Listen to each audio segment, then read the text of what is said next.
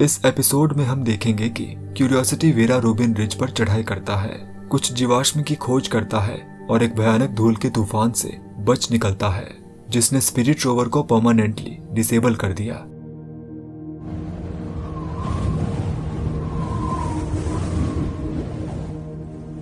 आपने नोटिस किया होगा कि क्यूरियोसिटी ने काफी समय से ड्रिल सैंपल नहीं लिया है।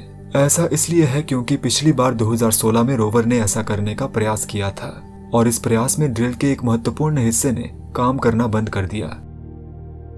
रोवर आर्म को ओरिजिनली 2 फिंगर्स की तरह के स्टेबलाइजर की तरह डिजाइन किया गया है, जिसमें ड्रिल बिट एक्सटेंड और रिट्रैक्ट होती है। मोटर में फॉल्ट आने की वजह से मोटर ने स्टेबलाइजर्स के पिछले हिस्से में फैली ड्रिल को रोक दिया और टीम तब से इसे ठीक करने में लगी हुई है।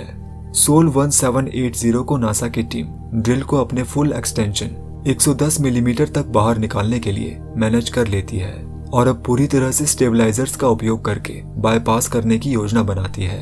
ये फ्री हैंड ड्रिलिंग के समान होगा जिस तरह लोग अपने घरों की दीवारों में ड्रिल करते हैं। इस नई टेक्निक को फीड एक्सटेंडेड ड्रिलिंग नाम दिया गया है। अब नासा के वैज्ञानिकों को रोवर की दूसरी क्षमताओं को हैक करना होगा, जैसे कि रोवर की भुजा पर प्रेशर सेंसर्स, ताकि ड्रिलिंग को सफलतापूर्वक और सुरक्षित रूप से किया जा सके। क्यूरियोसिटी वेरा रूबिन रिज के करीब पहुंच रहा है। चट्टानों में ये जो सफेद शिराओं के साथ विभाजन दिखाई दे रहा है, ये चट्टानों के माध्यम से तरल पदार्थ बहने के संकेतक हैं। यहाँ इस रिज पर रोवर को नए ड्रिलिंग मेथड का परीक्षण करने के लिए एक बड़ा टारगेट मिल सकता है। रोवर रिज के किनारों के करीब जाता है। यहाँ नासा की टीम के पास की एक चट्टान पर क्यूरियोसिटी के डस्ट रिमूवल इंस्ट्रूमेंट को डिप्लॉय करने का फैसला करती है। सबसे पहले धूल हटाने के इंस्ट्रूमेंट पर डैमेज की जांच की जाती है। धूल हटाते समय वायर ब्रिसल्स 1 मिनट में लगभग 10,000 रेवोल्यूशन पर घूमते हैं। ऐसा लगता है कि वायर ब्रिसल अच्छी तरह से काम कर रहे हैं और रोवर को आगे बढ़ने की कमांड दी जाती है। यहाँ इस तस्वीर में ब्रश से साफ किया गया एरिया लगभग 2.5 इंच या 6 सेंटीमीटर का है। यहाँ ये बैंगनी रंग हेमेटाइट की उपस्थिति का संकेत दे रहा है। इस जगह का नाम टीम ने क्रिसमस कोव रखा है। क्यूरियोसिटी के साइंस कैमरा फिल्टर को अप्लाई करने के बाद बैंगनी रंग के हेमेटाइट की उपस्थिति पर संदेह नहीं किया जा सकता। ये अतीत में पानी के प्रेशर का संकेत है। माना जाता है कि इन सफेद शिराओं में कैल्शियम सल्फेट खनिज होते हैं जो पानी के बहाव के कारण इन दरारों में जमा हो जाते हैं। सोल 1856 के अंत में रोवर वेरा रूबिन रिज के टॉप पर पहुंच जाता है। यहाँ से नजारा अविश्वसनीय है। दूर ये ढलाने गेल क्रेटर की उत्तरी दीवारें बनाते हैं और क्यूरियोसिटी की लैंडिंग साइट भी यहाँ से दिखाई दे रही है। रोवर जैसे जैसे माउंट शार्प की ओर आगे बढ़ रहा है, इसे असल में बढ़िया ऊंचाई मिल रही है। वेरा रूबिन रिज के टॉप पर रोवर कुछ अजीब छड़ी के आकार के पैटर्न देखता है। ये पैटर्न लगभग 5 से 10 मिलीमीटर लंबे हैं या चावल के दाने के आकार के हैं। कुछ वैज्ञानिकों का मानना है कि ये एक्नोफॉसिल्स अतीत में बायोलॉजिकल एक्टिविटी का रिकॉर्ड हो सकते हैं, लेकिन किसी जानवर या पौधे के जीवाश्म नहीं। उनका तर्क है कि ऐसा कुछ भी मंगल ग्रह पर पहले कभी नहीं देखा गया है। ये पैटर्न इस एरिया में कंसंट्रेटेड हैं और पृथ्वी पर पाए जाने वाले ट्रेस जीवाश्म बिलों के समान हैं। जो बात इसे और ज्यादा इंटरेस्टिंग बनाती है वो ये है कि वेरा रूबिन रिज एक प्राचीन तटरेखा हो सकती है। रोवर प्लानिंग टीम अपने केम कैम इंस्ट्रूमेंट के साथ जांच करने के लिए यहाँ कुछ और समय लगाती है, हालांकि किसी भी यूजफुल डेटा को कलेक्ट करने में असफल रहता है। नासा का मानना है कि ये पैटर्न केवल फ्रैक्चर फिल हैं, जो इरोजन यानी अपरदन के लिए ज्यादा रेजिस्टेंट हैं। इन चट्टानों के टूटने से ये डार्क स्टिक्स बनी हैं। इस बारे में आपका क्या सोचना है? अपनी थ्योरीज कमेंट जरूर कीजिएगा। क्यूरियोसिटी वेरा रूबिन रिज के ऊपर एक सीढ़ी जैसे पैटर्न के करीब आता है। यहाँ चट्टानों की ये परतें असल में नासा की टीम के लिए बेहद इंटरेस्टिंग हैं। रोवर अपना फोकस माउंट शार्प की ओर मोड़ता है। माना जाता है कि यहाँ बीच के एरिया में बड़ी मात्रा में मिट्टी है। यह नक्शा अब तक के सफर को दिखाता है। रोवर ने अपना रास्ता बैगनॉल टीलों के ऊपर से वेरा रूबिन रिज तक बनाया है और पहाड़ के बेस में अच्छी प्रोग्रेस कर रहा है। क्यूरियोसिटी वेरा रूबिन रिज पर अपनी करंट लोकेशन पर एक सेल्फी लेता है। नासा की टीम अब यहाँ नई ड्रिलिंग टेक्निक का परीक्षण करना चाहती है। सोल 1956 के दिन रोवर जाने माने फ्री हैंड मेथड का उपयोग करके आंशिक रूप से सफल ड्रिल करता है। केवल 2 सेंटीमीटर की गहराई सैंपल को प्रोसेस करने के लिए पर्याप्त नहीं है, लेकिन ये सही दिशा में एक कदम है। सोल 2057 पर टीम दुलूथ नाम की साइट पर एक और ड्रिल करने का प्रयास करने के लिए क्यूरियोसिटी को कमांड देती है। इस बार 2 इंच या 5 सेंटीमीटर की गहराई पर ड्रिलिंग पूरी तरह सफल रहती है। ये पूरे साल भर में लिया गया पहला ड्रिल सैंपल है, जिसे देखकर नासा उत्साह से भर जाती है। क्यूरियोसिटी की टीम ऑनलाइन वापस आ जाती है और ये साबित करता है कि नई तकनीक फीड एक्सटेंडेड ड्रिलिंग काम करती है और किया भी। वहीं ग्रह का चक्कर लगाता हुआ मार्स रिकॉन्नेसेंस ऑर्बिटर एक धूल भरी आंधी का पता लगाता है, जो आकार में बढ़ती हुई प्रतीत होती है। ड्रिल की अब परमानेंट एक्सटेंडेड पोजीशन के कारण सैंपल को थोड़ी अलग टेक्निक का उपयोग करके सैंपल इनलेट में सफलतापूर्वक ट्रांसफर कर दिया जाता है, जिसे फीड एक्सटेंडेड ट्रांसफर नाम दिया गया है। सोल 2074 को मार्स रिकॉन्नेसेंस ऑर्बिटर रिपोर्ट करता है कि धूल भरी आंधी पूरे ग्रह को कवर करते हुए आकार और इंटेंसिटी में काफी बढ़ रही है। तस्वीरों की यह सीरीज यह दिखाती है कि तूफान कैसे बढ़ा। यह तस्वीर दिखाती है कि प्लेनेट अब कैसा दिखता है। आप लगभग पूरे ग्रह को ढकते हुए धूल के विशाल भंवरों को देख सकते हैं। ये क्यूरियोसिटी द्वारा कैप्चर की गई तूफान की तस्वीरें हैं। लेफ्ट साइड की तस्वीर सिर्फ 3 सोल पहले ली गई थी। हल्की डस्ट होने के बावजूद क्यूरियोसिटी एक और सेल्फी लेता है। सौभाग्य से क्यूरियोसिटी के पास न्यूक्लियर पावर सोर्स है और ये नासा के पिछले रोवर की तरह सौर पैनल्स पर निर्भर नहीं है। ऐसा ही एक रोवर अपॉर्चुनिटी इस पॉइंट पर प्लेनेट के दूसरे हिस्से की खोज कर रहा था और पिछले 14 सालों से ऐसा कर रहा था। दुर्भाग्य से यह नासा को अपॉर्चुनिटी से मिली अंतिम तस्वीर है। 14.5 सालों तक लगातार काम करने के बाद अपॉर्चुनिटी ने रिस्पॉन्ड करना बंद कर दिया और हाइबरनेशन मोड पर चला गया। ऐसा धूल के तूफान की वजह से हुआ। धूल ने रोवर के सौर पैनल्स को ढक दिया, जिससे रोवर रात में खुद को गर्म रखने के लिए पर्याप्त पावर पैदा करने में असमर्थ था। वैज्ञानिकों का कहना है कि रोवर के ज्यादातर कंपोनेंट्स जम गए थे और इरिवर्सिबली डैमेज हो गए थे। इसकी अब कोई संभावना नहीं है कि रोवर कभी वापस आएगा। जैसे ही तूफान कम होना शुरू होता है, क्यूरियोसिटी रोवर दुलूथ ड्रिल साइट की एक और तस्वीर कैप्चर करता है। ये 2 तस्वीरें तूफान से पहले और बाद की साइट दिखाती हैं। नई ड्रिलिंग टेक्निक से किसी भी नुकसान की जांच के लिए क्यूरियोसिटी अपने ड्रिल की एक तस्वीर लेता है। ऐसा लगता है कि अब तक सब कुछ ठीक चल रहा है। आगे हम मंगल ग्रह का सूर्य ग्रहण देखेंगे और देखेंगे कि कैसे क्यूरियोसिटी की मेमोरी के साथ कुछ इश्यूज सामने आते हैं।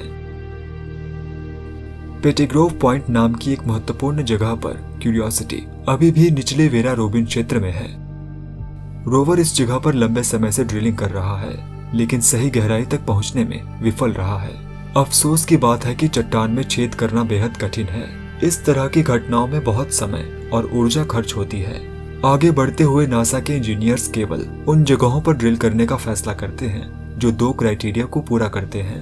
पहला, क्या सतह ने धूल हटाने वाले इंस्ट्रूमेंट के ब्रिसल्स को खरोंच दिया है, और दूसरा, क्या कैल्शियम सल्फेट दरारें ब्रश करने के बाद ठीक से उजागर हुई।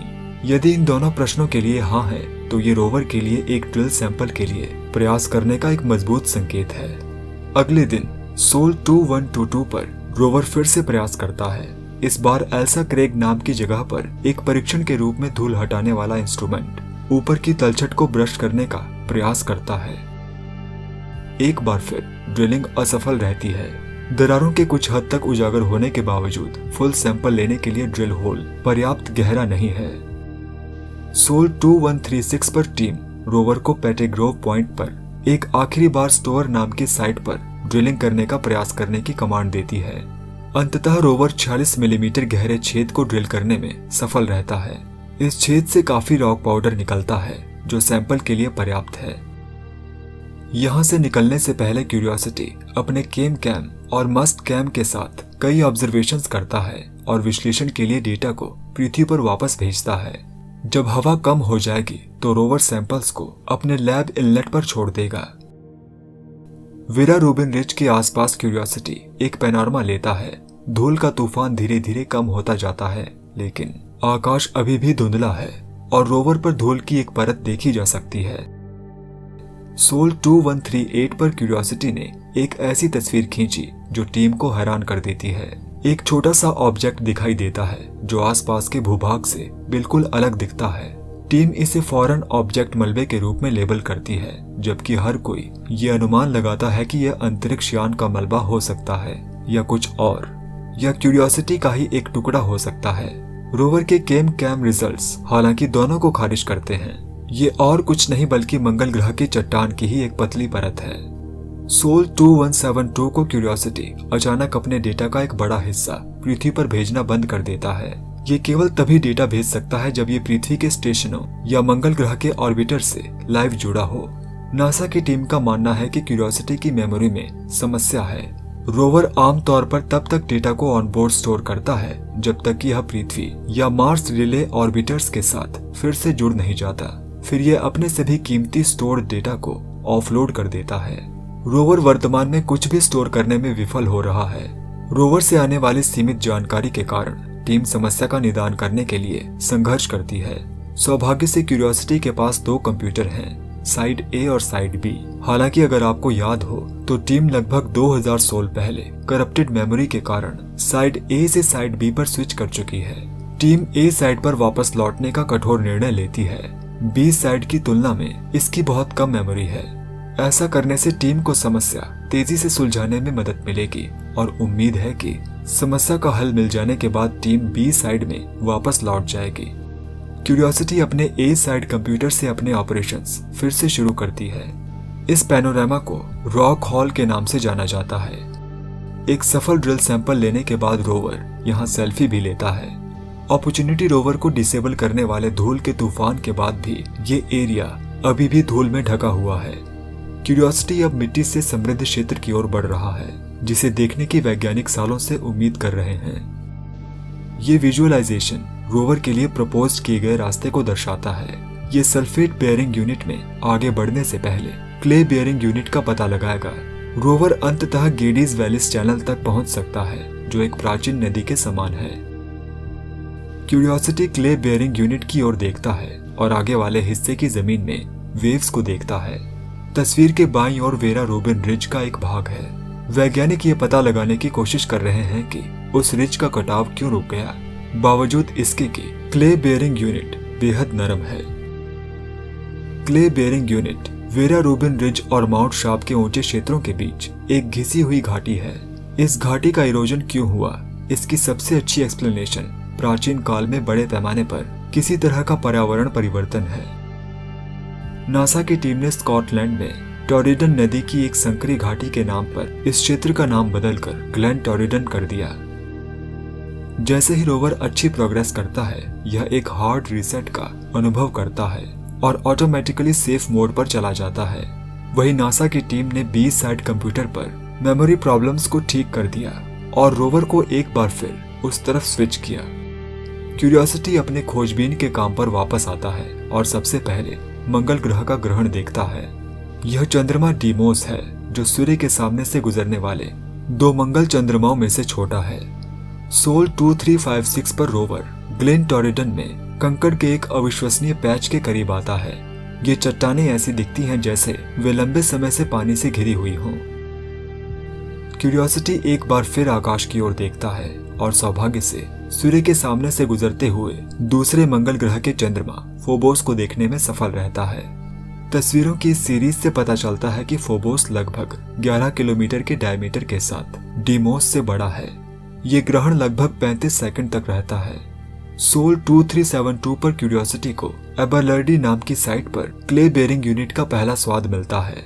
ड्रिलिंग पूरी तरह से सफल रहती है। पहले और बाद की तस्वीरों को देखने पर हम देख सकते हैं कि ड्रिल की गई चट्टान और उसके आसपास का इलाका ड्रिल के पीछे हटने पर हिल गया प्रतीत होता है। रोवर ऊपर देखता है और मंगल ग्रह के बादलों को देखता है।